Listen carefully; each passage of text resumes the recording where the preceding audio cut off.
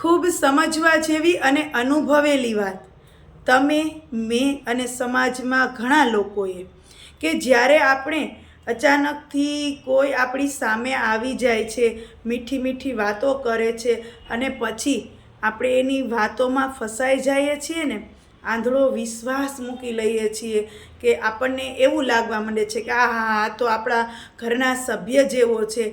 એટલો આંધળો વિશ્વાસ મૂક્યા પછી જ્યારે આપણને અચાનકથી એ વ્યક્તિની ખબર પડે છે ને કે આની ઉપર આપણે વિશ્વાસ કરીને બહુ મોટી ભૂલ કરી છે, ત્યારે આપણને બહુ અફસોસ થાય છે.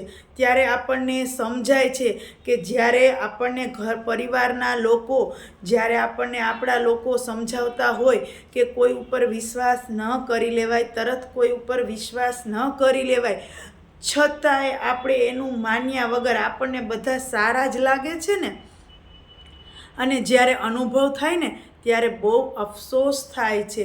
અને ત્યારે એમ થાય છે કે આપણા પરિવારના સભ્યો આપણને કહેતા હોય ને એ સાચું જ હોય, પણ અત્યારે આપણે કોઈ પણ, તમે હોય, હું હોઉં કે ગમે એ વ્યક્તિ હોય, કીધે કોઈનું કોઈ માનતું નથી. પણ જ્યારે આપણને અનુભવો થાય છે ને ત્યારે આપણને ગુરુ જ્ઞાન લાગે છે, ત્યારે આપણને સમજાય છે અને ત્યારે આપણને સરખાઈનું સમજાઈ જાય છે. અને ત્યારે આપણને બહુ અફસોસ થાય છે કે ઘરના સભ્યો કહેતા હતા ને તો મેં એની વાત માની જ નહીં. અને પછી ઓલું કહેવત છે ને એના જેવું થાય કે દૂધનો દાજ્યો છાશ ફૂંકી ફૂંકીને પીએ. એટલે પછી આપણને ઘણી વખત સારા લોકો પણ મળે ને તો પણ આપણને વિશ્વાસ નથી આવતો, કારણ કે આપણને એક વખત ભયંકર વિશ્વાસઘાત થઈ ગયો હોય ને, એટલે આપણને સારા લોકો પણ, આપણે સારા લોકો ઉપર પણ શકની નજરથીને જ પહેલાં જોઈએ છીએ.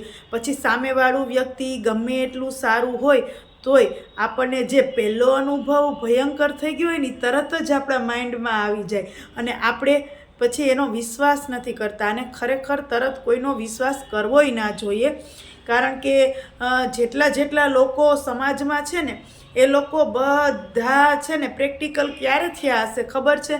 જ્યારે એને પોતાને અનુભવ થઈ ગયો હશે, જ્યારે એ પોતે છેતરાયા હશે.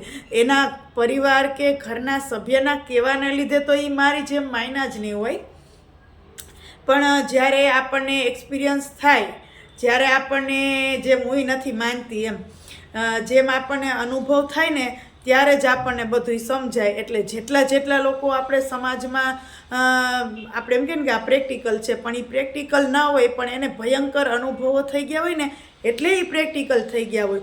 ખૂબ સમજવા જેવી વાત છે. તમે, મેં અને સમાજમાં આવી ઘણા લોકોએ જે અનુભવ થઈ ગયા હશે, આવા અનુભવો ઘણા લોકોને થઈ ગયા હશે.